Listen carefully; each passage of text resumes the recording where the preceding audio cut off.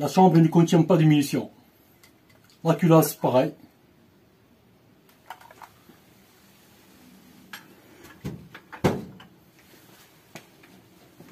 Et tous les armes. Ici, on a tout le système de visée. Les chargeurs, ils sont là.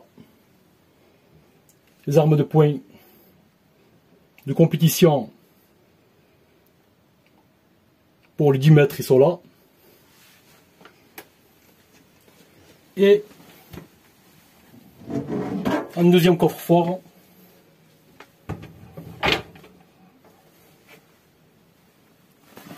où je mets bien sûr mes culasses.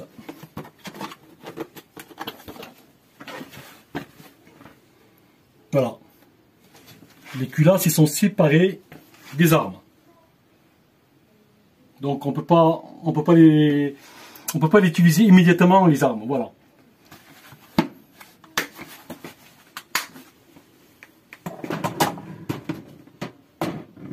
Donc ce que je veux dire par là, c'est que les personnes qui possèdent des armes sont responsables, entièrement responsables de ce qui se passe chez eux. Si on a une arme, on doit garder les clés sur soi, la mettre dans un coffre-fort, partir avec les clés et l'utiliser uniquement quand on a besoin. Soit pour aller à la chasse, je finis la chasse, je démonte mon arme, je rentre avec mon arme, je sépare la culasse, je sépare le reste. Et je suis tranquille. Quand on a des enfants à la maison, il faut comprendre que un enfant, c'est un enfant en fait, jusqu'à 18 ans, quel que soit son âge. Il suffit que, entre guillemets, il y a un souci particulier avec des jeunes à l'extérieur, ça peut dégénérer, on n'est pas à l'abri. Et malheureusement, ça arrive beaucoup. Et dans pas mal de pays, hein, notamment la France et le Maroc récemment.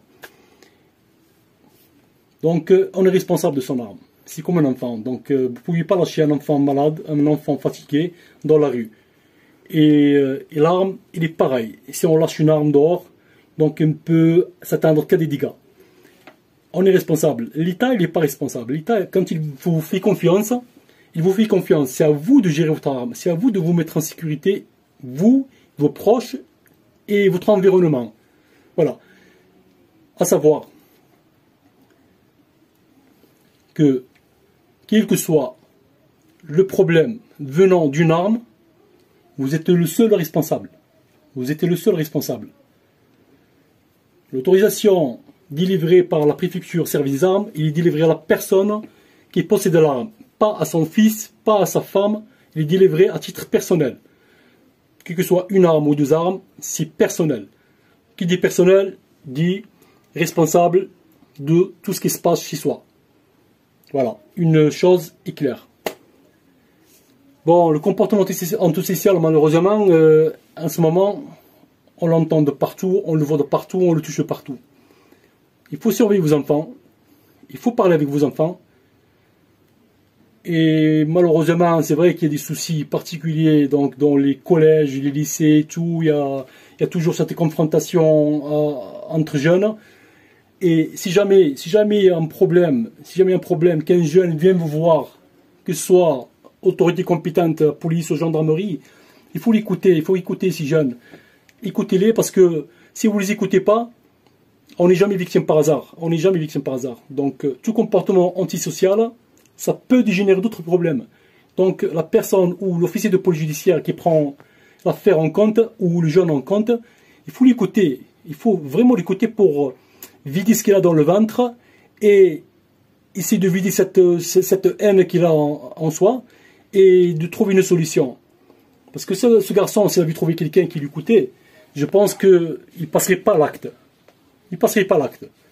Parce que là, il a une arme d'épaule, arme feu.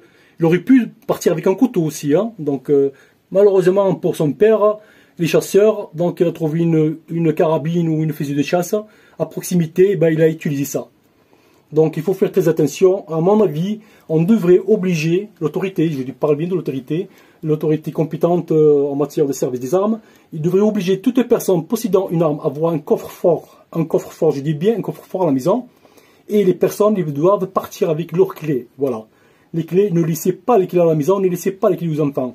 Voilà, sensibilisez vos enfants, parlez-leur de la sécurité des armes, et parlez-leur de dégâts que ça peut faire. Et je pense, à ce titre, il faut faire un petit peu sensibiliser les jeunes dans les écoles, et leur parler un petit peu de tout ce qui se passe. Il ne faut pas les laisser comme ça seuls, parce que tôt ou tard, une arme s'est tombée entre les mains d'un terroriste. Ces personnes qui laissent leurs armes à la maison, il suffit qu'ils sont cambriolés un jour, malheureusement, ces armes, ils vont servir à autre chose. Ils vont servir à autre chose. La délinquance, on est en pleine folie à ce moment. Donc il faut faire attention. Voilà, il faut faire attention. Et tout simplement, vous êtes responsable de vos armes. Alors, ne responsabilisez pas l'État. L'État, il vous a fait confiance et vous avez trahi la confiance de l'État. Donc, chacun fait son boulot et les bases sont bien gardées. Tout simplement. À ce titre, je vous souhaite une excellente journée et je vous remercie pour ce petit passage. Je remercie le directeur du général de la Sécurité nationale, M. Hamouchi, pour tout ce qu'il fait. Et c'est une personne très compétente dans la matière. Donc, je vous salue et je salue toutes les personnes sous vos ordres. Respect.